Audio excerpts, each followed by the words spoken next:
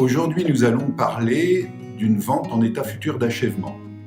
Pour les professionnels, dite VFA. L'avantage de faire un achat sur plan, c'est de pouvoir bénéficier d'un prix ferme et définitif. Si le promoteur vend bien son programme, il est évident qu'entre le moment où il démarre sa construction, il va augmenter ses prix.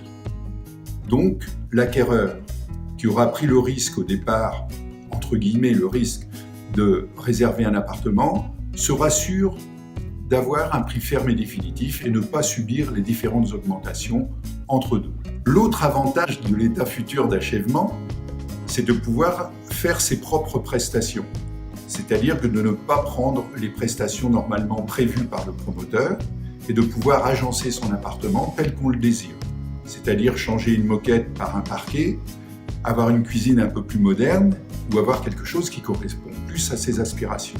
Également, dans l'état futur d'achèvement, on module son paiement comme on le désire.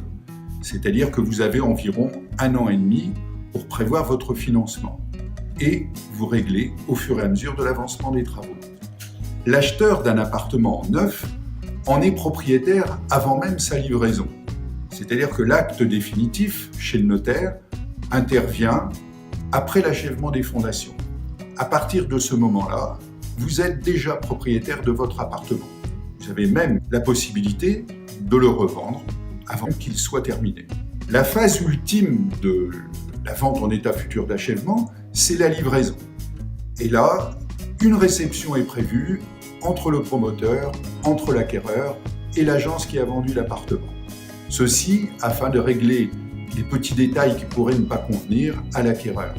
Voilà les différents points pour l'état en état futur d'achèvement. Si vous avez besoin de détails supplémentaires, n'hésitez pas à nous contacter. Et n'oubliez pas, chez nous, vous êtes déjà chez vous.